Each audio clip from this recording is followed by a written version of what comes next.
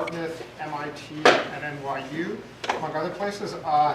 If his CV can be believed, he's the author of 7 books and 150-something articles.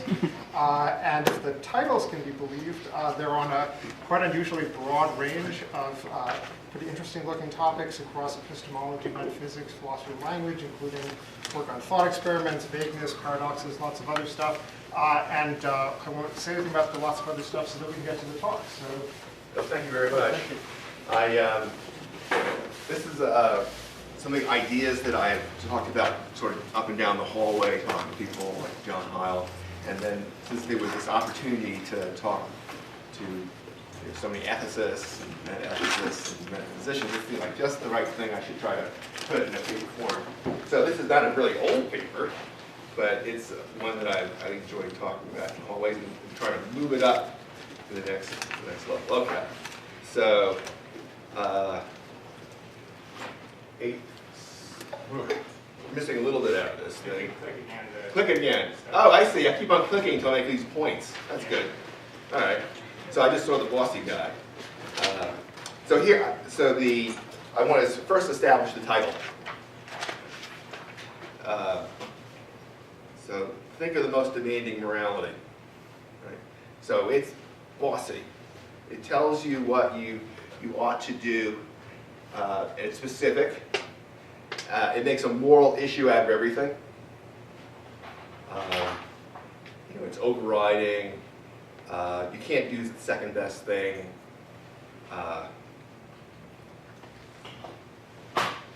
There's no supererogatory actions. If something is good, you do it. Okay, so like that's even bossier than utilitarianism, I think, because utilitarians will, even act-utilitarians will let you off if it's a tie between two things that are equally good. I could rescue this person, I could rescue that person. No, go ahead. Free choice. I just got to rescue one. That's all. So this one is not like that. This one is just always on your, very specific on your case. Okay, so contrast that with the least demanding morality. So this one is, it just tells you that it's sort of a yes man. It endorses what you did. Yep, what you did was uniquely correct. That was the right thing to do. So maybe that's all I want to need really, but is it says, boy, you were right on. It was a moral issue. It wasn't like a nihilist thing with someone that didn't matter, It says, yeah, you did the right thing. In fact, everything else that you would have done would have been terrible. But you were spot on. So it seems to, so what, you sort of do something, and then as the cartoon suggests, it kind of just draws the target around. Yeah, bingo, bullseye, you're in. Right? So that's a pretty good morality, right? In one way. And so my claim is that logical fatalism satisfies both these conditions. The fatalist believes that there's exactly one possible world. So he's going to, so that's his outlook. He's pretty economical. The thing that's going to be doing the work is a theorem by Jaakko Hintekot from about 1950 or so. He never published the theorem, but it was reported by von Wright in a classic paper on deontic logic in mind. Von Wright found it a disturbing theorem, and he tried to sort of get out of it, and I think most people don't find it as disturbing nowadays. But it is still a really interesting theorem, and I love this theorem, and I'm always looking for like a showcase for it. I think it's a great theorem, that doing the impossible is forbidden. So the basic idea is that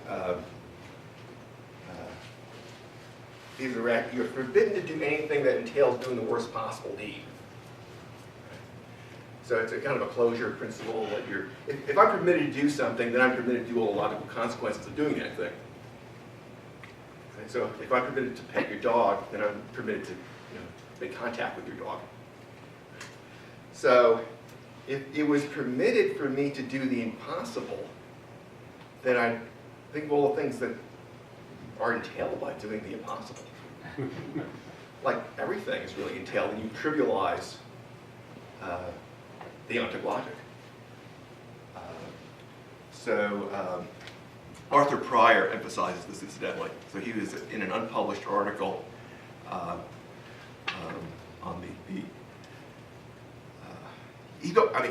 the obligations of logicians. He thought that, like, it was a moral thing as a logician, you had to do this, because if you try to get out of this theorem, it's very complicated.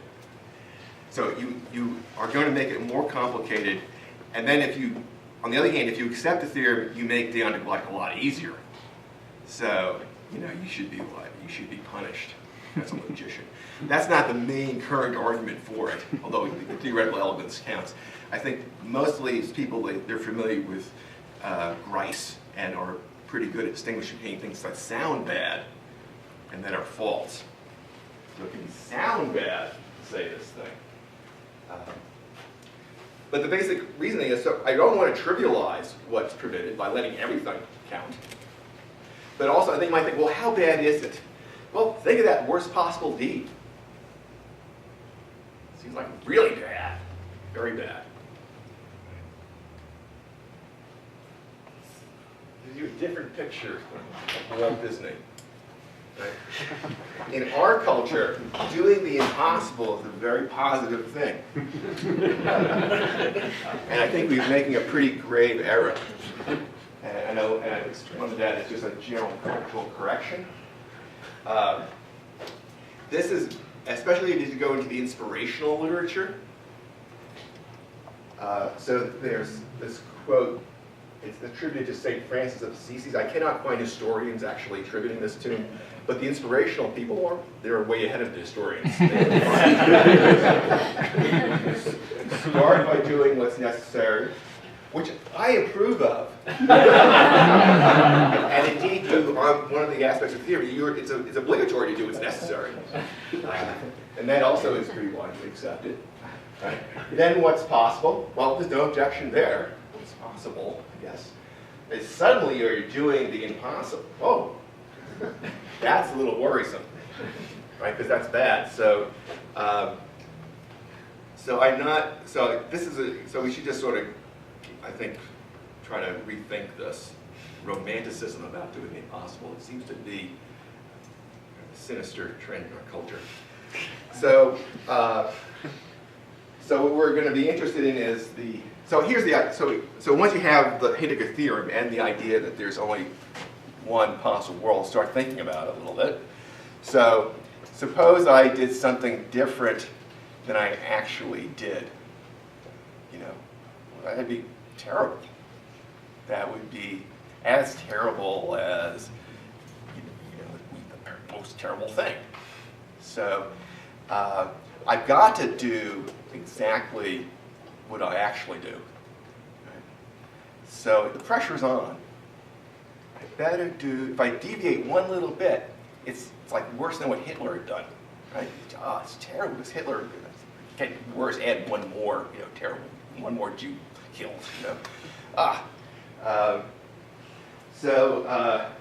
So it seems like, oh God, that's a lot of pressure. Every little thing, I'm walking on eggs on here. But then you think, well, am I going to do it? Yeah, I'm going to do it. And even if I tried not to do it, I'm going to do it. So it's like foolproof ethics. So the pressure's totally off. So we have this result. That's my first thesis. All right, as the title says, I'm saying that they are the same ethics or same morality. Now I should say that when you think about morality, you sort of expect to see some oughts in there, So, and this seems fatalism. Wait, I didn't see any oughts in there. It just sort of seemed like this view of how many possible worlds there are. Well, it's a kind of ethics by accident here we're doing. So the general picture you have is, metaphysics can kind of surprisingly constrain what is in the ethical range. You think of it restricting more and more, and then it might just pretty much nail it. Right? So you might start out with a view that isn't really normative. I mean, here's how I do grocery shopping, for example. I used to kind of write a list, and then I'd like forget things. You know, it's a little wishful thinking about what I'm really going to buy. And then what I did is I just took the old receipt, because I am a creature of habit, and I said, well, my gosh, this is it. This is what I ought to be doing. It wasn't designed for that purpose, but it's serviceable. Right? And so that's kind of ethics by design, without design, actually. So we're interested in this fatalist ethics. Do what you got to do. Well, you don't have much to do. We don't need much urging. There's a very nice song. It's a very nice song, that title. So what I'm encouraging is resignation to the Hintica theorem. You know, I mean, it really, you shouldn't think, how badly surprising is it? You know, how much should we wiggle on the hook here? I think not much, because partly for the elegance of the theorem, but also when you think about what does fatalism do? It just kind of narrows things down to one possible world, kind of an extreme situation. I mean, you can have things that are surprising to say, veridical paradoxes. So Alaska is both the westernmost and easternmost state. It seems impossible. But because of the Aleutian Islands, they just run across the divide between the eastern and western hemisphere, it's just true. And don't fight it, just true, just a surprising thing. So that's a veridical paradox. If you have a small domain you're not talking about very much, then superlatives can kind of coincide pretty easily. Think about the fatalist. If there's exactly one possible world, well, that's the best of all possible worlds. And it's the worst of all possible worlds. Right? So we got a kind of nice synthesis of two opposing positions. It's very common. So you look at all the even prime numbers. 2, right? So 2 is the biggest one, and 2 is the smallest one. Right? So you get into the rhythm of these kinds of results when you have a small domain. All right, so Hintica, he gives a proof using very little, very small and plausible assumptions from deonic logic, and has this kind of moralistic arguments, a lot more superego on the logician than we're familiar with nowadays. But back, I guess, in the 1950s, that seemed not so strange. I think most of the people are thinking, look, we accept things like the paradoxes of implication. So we use the truth table for the horseshoe, you know, and then lots of things seem to be going wrong, you know. And then you bring in Grice's theory of conversation. You're distinguishing between what sounds odd and what's false. And then, because it seems odd, just account the conditional as to being true if the antecedent is false, or if the, if the antecedent is false or the consequent is true. It seems too trivial a condition to meet, but, you know, you listen to Grice for a while. Oh, okay, it's all right. It's all right, and then you can do the same. But then you might try to have gotten out of it by adding a necessity operator and just sort of talking about, you know, a stricter kind of conditional and stuff. Well, actually, you're going to have to do the same thing all over again because you'll have things that are conditionals in which it is the antecedent is necessarily false or the consequent is necessarily true. You feel bad about that for a while, but oh yeah, you know what to do again, and you do the Grice story all over again, and then, you know, and you'll have to kind of do a little more, but the idea is that we kind of learn how to live with a lot of stuff and live with this. That's the idea. It's a harmless echo. I'm not going to get scared by echoes. Okay, so we've gone through these precedents for the identity thesis, right? Yes. A little out of order there. The one about it being the best of all possible worlds and worse, it will come back again.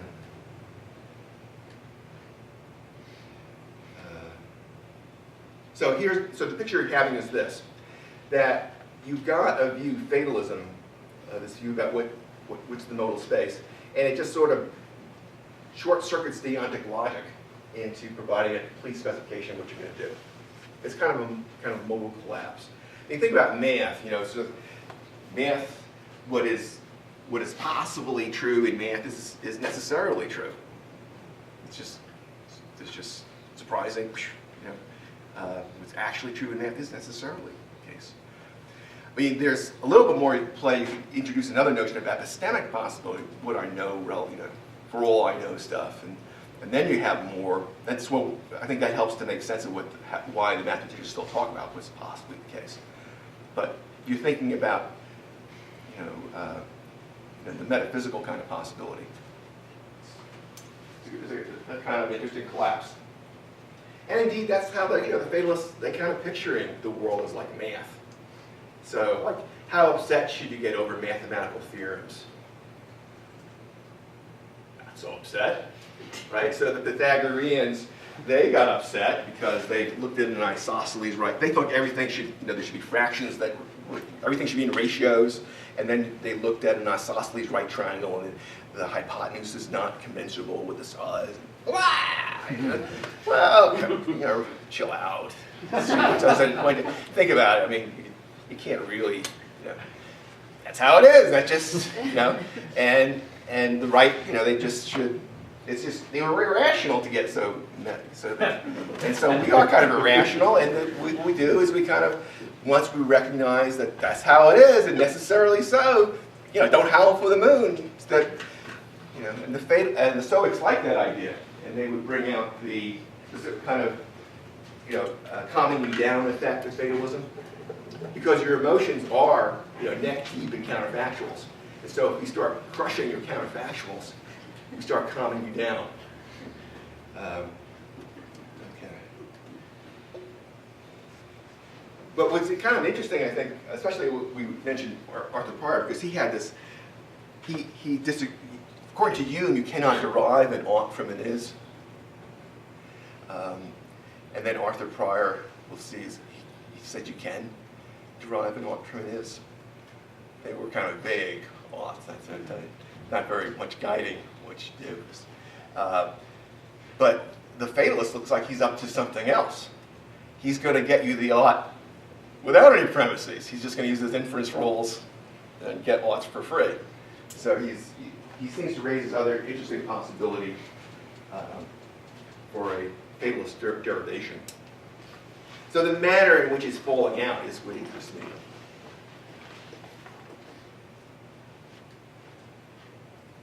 So there he is. So here's one of his arguments. That's true. So tea drinking is common in England. Therefore, either tea drinking is common in England, or all New Zealanders ought to be shot. Well, that's true too. It sounds a little, provocative to say it, but it is true.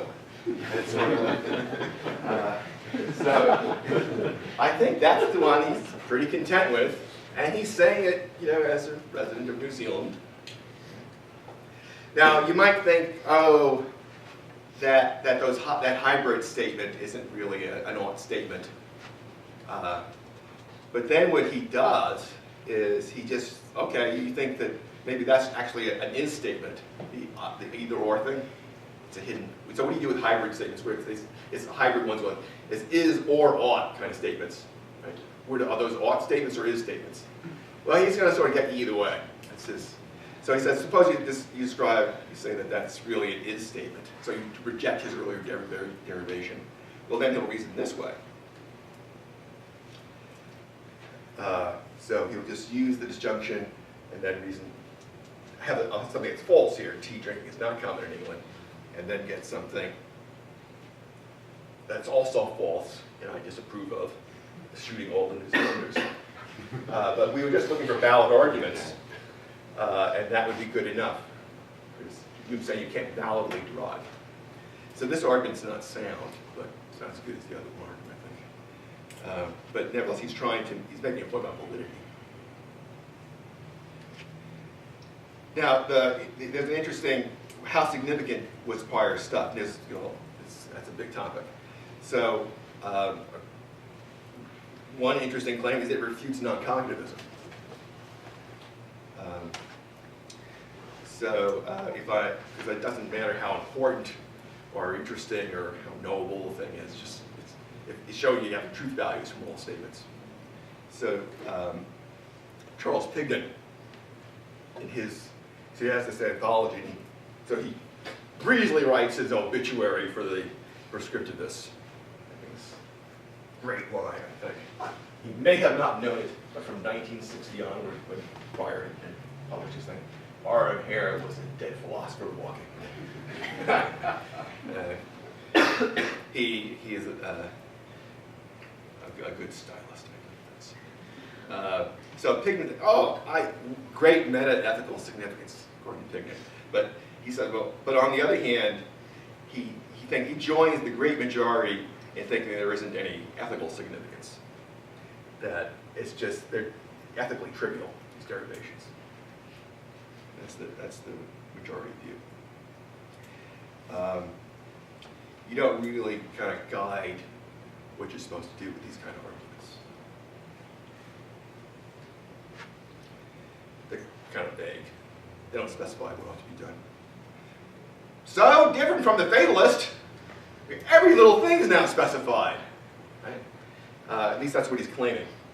That you get a complete ethics. So that's the second aspect I'm interested in. It raises this possibility, at least from the fatalist perspective, of a very daring derivation that seems to outdo Pryor. That part interesting. Now you might think this is just sort of this creature, this logic creature that I got going. But I don't really think it's just a logic creature. I think actually it's historical influence. That there's a kind of people are attracted to fatalism, and they could say that it's like this kind of nuclear weapon, sort of, that you can use, or actually you have better using kind of, or I mean maybe a better analogy. It's just sort of like a very strong corrosive thing, which can kind of burn through just about anything. So you pour it out on that thing, pour it out on the other thing. But be really careful, don't pour it on yourself, because you're going to get burned badly. As far as logical aspirations, so the Stoics, for example, generally, when you look at what they're doing, is that they got this fatalism stuff, and so they want to calm you down, and so they pour this kind of lie on the counterfactuals that have to go with emotions, or your regret stuff. That's gone. But the other things they want to protect, so they kind of don't really pour it in, I think, a principled way. They just once in a while you do it. So generally they're using many arguments. So when we look at philosophy in retrospect, we tend to filter out a lot of the arguments that's going on, because we kind of go for the good ones, and then we don't repeat a lot of them. But the ancient, historical philosophers are more lawyerly, and they'll use a lot of different arguments, and it's a much more complicated kind of epistemology of argument. I remember being so disappointed about reading Hume on miracles, because I just knew the simple, elegant argument why I'm not supposed to buy the argument for miracles. And then I looked at the historical Hume, all these different things. It was very lawyerly, all kinds of different arguments. It's kind of conflicting with the good one. And what a mess. And I'm kind of hoping that when I'm dead, someone will look at my work and be so nice to me. So all that crap that I wrote is just sort of forgotten and just filtered out. And then there isn't such assiduous history of philosophy done where people go back to the primary sources. No, they're happily going along with the secondary sources that pre it all up. Spinoza, I think, gets the idea. Well, gosh, I should be able to do in a logic way, get all this stuff done. And I think and his model is Euclid. And he goes about it. He tries to, he's got thousands of these theorems coming out, and they are very substantive theorems. But it's more disappointing when you try to follow with what? Trying to, because they're often they're kind of interesting arguments in a way, but they're not really like Euclid was doing. So it's not good so much as a logic exercise going through a book like that. Okay, so we applied against the faith. We don't like the emotions, go for those. So you get your logical ambitions. So Spinoza is not quite a Stoic, but he's got that idea. There's just one possible world. So he doesn't have the teleology stuff going on. He's not like kind of a perfectionist. But he's using the doctrine. He's also interested in calming things, yet he kind of relaxed. And judging from biography, he is more relaxed. Because gosh, the guy really takes a lot of grief. He's persecuted, can't get a job, can't get a job teaching philosophy. He's has to grind lenses. But he winds up a happy guy. So happy even the day he's dying. He continues on as normal. So maybe that could. Now, I'm interested in also the possibility of crypto-fatalism. So Leibniz looks at Spinoza. Leibniz has more social skills than Spinoza. And he can say, well, it's not really, you say this and you're going to get yourself persecuted, you're thrown out. So Leibniz actually adopts quite a bit of Spinoza's stuff, but he wants to make it nice sounding. So it's going to confirm the common sense. It's going to be kind of confirm Christianity. It's a lot of positive things are going to come out.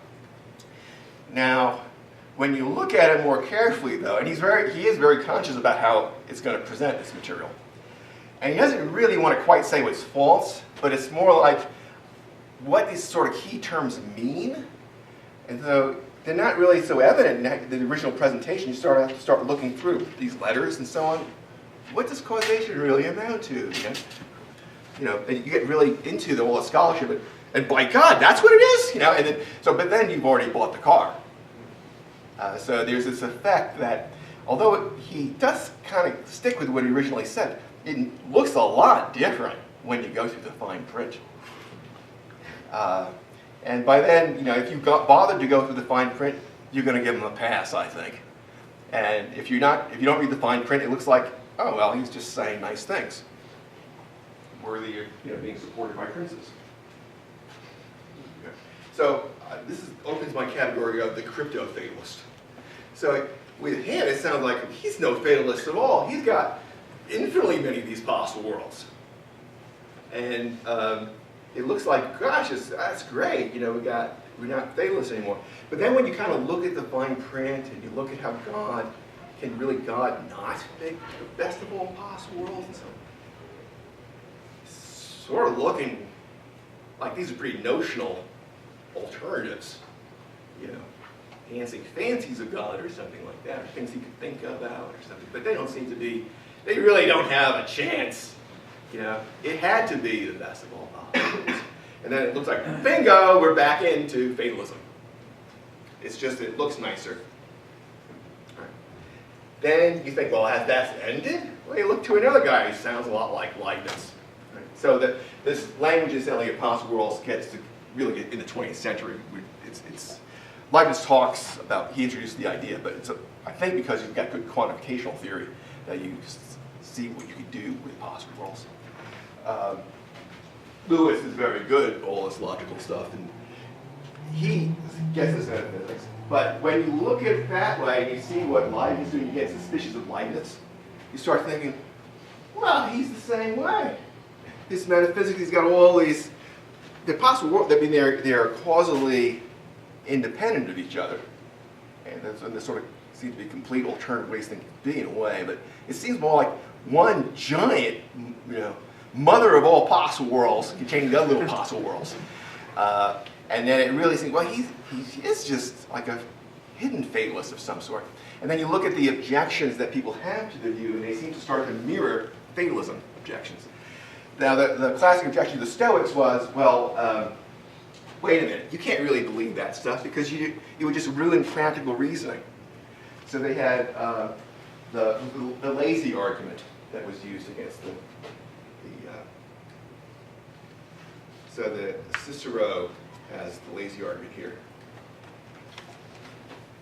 And basically, when things are fated, why do any, why go to the doctor if you're sick? Either you're going to get better, it's either fated you're going to get better, in which case, or it's faded, you won't get better. And you can just, why get, So all your kind of practical reasoning seems to be in peril from this view. And this is actually a familiar, so many people who are dismayed by the effect of fatalism in cultures, they say, well, I remember reading stuff about the South, why there were so many tornado victims in the South. There weren't so many in the North, even though Hurricane Alley extended to the North. And one of the explanations was the prevalence of fatalism in the South. In that you just, the tornado's going to come, it's going to either get you or it won't get you. I'll just sit out on my porch and look at it. And these Northerners be scrambling into their cellars and stuff like that. It made a difference to, who made it. So many people think it's bad, so there's a kind of practical resonance. So that's an argument I think that occurs to a lot of people. Now, the Stoics were on top of this. Chrysippus is a good little magician, and he had very many sensible observations about this. So, and he points out that certain things can be co-fated, that they go together, so that if there's kind of linkage between events, then they're co-fated. They can be co-fated, say even just logically. So if you out wrestle me, that's pretty good, but you need me to do that. So I'm kind of in there. Right? It's part of the. So you can't just skip me out of that, or you think about it. Could I ever? Me and my dad, he could have only come into existence with his effort there. So I'm kind of linked up with him. And then just more generally, you look for causal linkages. So you can't just look at, even correlations are not good enough, because like smoking and when you die from, so are things linked up? Or just going to the physician after all. In antiquity, it was the medicine often killed you. Now, it was a correlation between how long you lived and whether you consulted physicians, but that was because, you had the wealth and power to get a physician over. And that was what's doing a lot of the work. It wasn't because the dung ointment was doing that much good. It was because you had to pay for the dung ointment. And then many of the people back then, they were savvy to this, and they said, well, I'm not going to, even though I am lowering my probability of survival by not having the bloodletting, which is correlated so well with, people doing better. Since it's causally bad for me, I'm not going to have bloodletting. And so you should be tracking causation. So Chrysippus, I think, is kind of mapping out all these kind of intelligent points. But my objection, when you listen to metaphysicians, my complaint is they're often much wiser than their principles. So that's a lot of smart things by Chrysippus to say, but can you really say them? From his position. Everything should be co-fated for him. You should be like, it's indiscriminate. So he's making a bunch of intelligent points, and that's sort of one heuristic, is whether someone's giving you a good reply, but I'm getting more and more suspicious about this. Just because you've educated and enlightened me doesn't mean you've given me a good reply to my objection. You've just been really good at teaching me important things that are independent of your position. So that's how I look at Chrysippus. Now, it goes on, there are lots of comments on it by the subsequent people. So Leibniz spends his time, so we were talking about my disappointment with Chrysippus' wisdom that's not really available to him.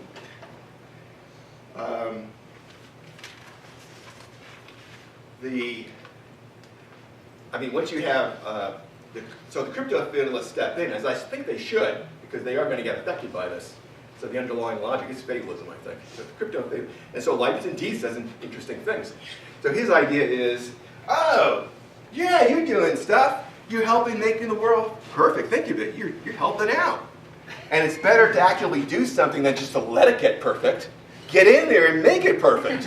Right? So it's kind of uplifting. What'd you do today? I helped make the world perfect. That's pretty good. And if you just sort of invert Leibniz, you get Schopenhauer. So Schopenhauer thinks that this is the worst of all possible worlds. Right? For him, since it's the worst of all possible, start thinking about applying the accomission with Schopenhauer. He does apply, he thinks that it's worse to kill people than to really let them die, for example. He thinks you shouldn't. So he accepts all that. So you're in the worst of all possible world, and you're causally efficacious. You're doing things in it. You know.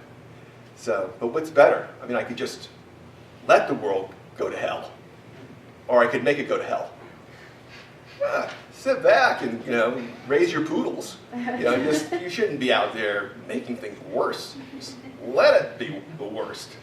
And indeed, he lives that out pretty well. He's not running all over Europe or diplomatic missions like Leibniz. He is sitting back with his poodles. So I think with him, the lazy man argument, he pulls the trigger on that. He doesn't do very much, and he shouldn't do very much. It ramps it up. Okay, now on to the lazy man's modern incarnation.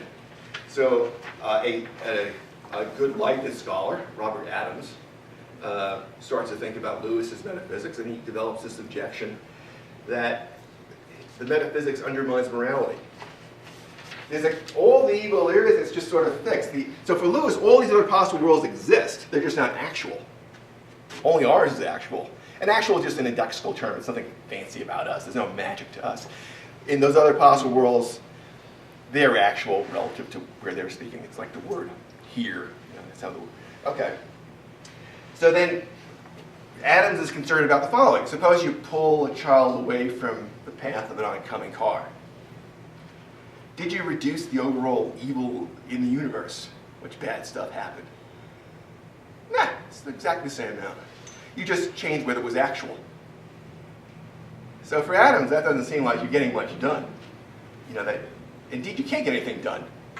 It's all. So what do you think about that, Mr. Lewis? And so what Mr. Lewis essentially is he said, well, the basis of ethics is really not in my backyard.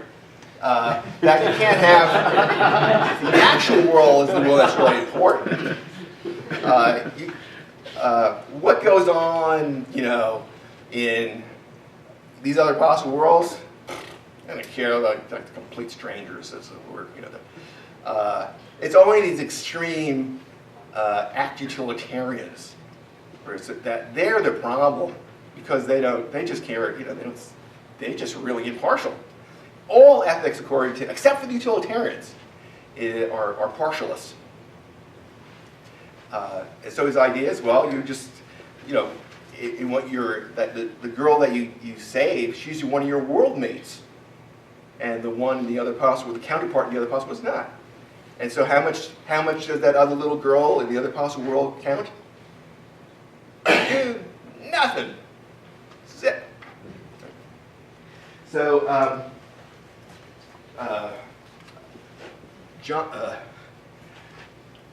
so there's a couple of replies. So Jonathan, so one is like Mark Heller is saying, well, most of these, they're not really so partialist. So you look at like utilitarianism is sort of just is a kind of extreme version of a lot of other moralities where you drop out a lot of other features. They have a principle of beneficence, and that seems to be enough to get you concerned about what's going on. Even to parts of the universe that are causally isolated, pretty, or intuitively pretty isolated, you seem like you care. Jonathan Bennett, he says, well, you kind of, there's being partial and there's being really very partial. That's just, you're making, see, generally it's just sort of a matter of degree. And so if I do things like I favor my children and I don't favor someone, then, I can understand people having some gripe about that. And I kind of make some explanation why I have to do that. I'm not really in a position to zero them out. I can't start doing things like taking strange children and deposing them. There's a bullet coming or something. Oh, take this is jaw, or taking their organs or something like that. That's no good. So that you have so Bennett says that because it would have to be so extreme. You'd have an extreme version of partial just for the word actual, where the other stuff is kind of coming in degrees. So even if someone who's not very partial to their own kids, you kind of get the point. they're out in their crusades, they're spending all this time on Oxfam, and their kids are just sort of watching a lot of TV and so on. You still kind of understand them, because there's these other people that, okay. Now, Adams is a nice guy, but maybe not everybody's such a nice guy. Think of Schopenhauer. You kind of might twist the knife in the wound here a little bit. Because think about, if you do something actively and take the kid out of the way of the car, then you're kind of intervening in the situation. Whereas if you just sort of sat back, then that kid would die, but you wouldn't have done anything. So you could, if you were in this kind of Schopenhauer mood, say, it's actually kind of bad to intervene. You're better off letting the kid get mowed down by the car. Now, whether that's going to work is going to depend whether there's an analog of a killing, letting die distinction, because Lewis has a very good reply here. There's no causation, in these other possible worlds. But there are philosophers who think that it doesn't have to be causation that can be the basis of moral responsibility. So Mark Heller gives examples, and then also John Wesley, who he wasn't really part of this debate, has this other kind of example of how, in an article called "How to Ensure 2 Bird Deaths with 1 Stone." You're walking along, and then you come across what appears to be a giant mirror, and then you go up, and you put your hands on it, but it's not cold; it's warm. And then you try to get through. You're always bouncing. But it's not really like a kind of a glass encounter. It's pretty fleshy. You realize, oh, it's just a mirror universe. Where there's your doppelganger on the other side. And that's why you can't get through. He keeps trying to get through. He does the same things you do all the time. And that's a pretty interesting discovery. So you kind of sit down, and you take you have a sit down over this, and then you see this bird, and you're kind of absent-mindedly doing things. You're a restless person. You take a rock, and chuck it at the bird, and you hit it. You feel pretty bad. But then you realize, oh my gosh, the doppelganger bird got 2. That everything you do now is like doubled up as important. So Leslie wants to use it as like extra reason to kind of get you ramped up about how important it is to do the right thing. It's like it's twice as important. And he has this idea of quasi-causation. So that would be an example of someone trying to come up with another notion where you have some moral oomph to it. Now, I'm not sure you can get that, but if you did, then you'd have the Schopenhauer point go through. Okay. So we've gone through Lewis's response. He doesn't seem to really isolate his people he's disagreeing with so well, according to Heller, and I think Heller's correct.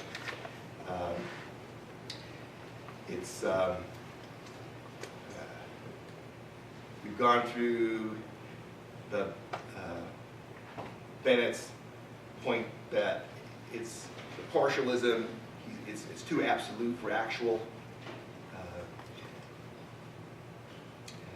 Heller's reply, let's see what else. Okay. Well, Heller calls it inevitability. So his example is a little bit different from Leslie and more subconsciously directed against Lewis. But they're complicated. So how surprising should all this be? Well, I'm giving you this analogy. It isn't so surprising because if you have views about possible worlds, they can narrow your moral range. The way that ought implies can narrow it. So Hidaka is just sort of having the same kind of role as ought implies can. And this is so you can mow down a lot more possible worlds once you have a cannot implies ought not principle. And what you see in fatalism is just an extreme case in which you narrow it down to a unique set of answers. So it's I'm not a fatalist. So I mean, some of the theorems I don't like some of the theorems that so I think maybe for God, God always does the right thing necessarily. Maybe that's okay, but Hitler, wrong on Hitler. So I think that one that's a pretty big minus as far as plausibility. So those theorems are not, but it's an interesting example. And it also, I like this idea of there being a possibility of accidental ethics, and that maybe a certain amount of ethics is an accidental portion.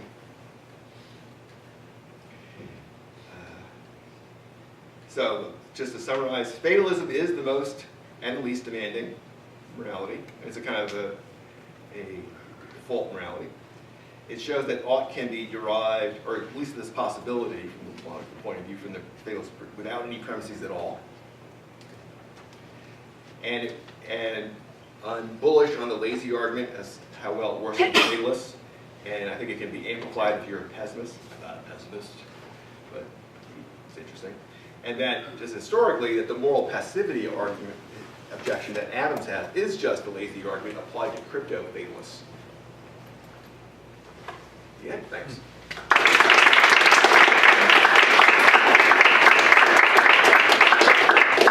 So we'll take a quick break, just a couple of minutes, and then we'll get started with questions.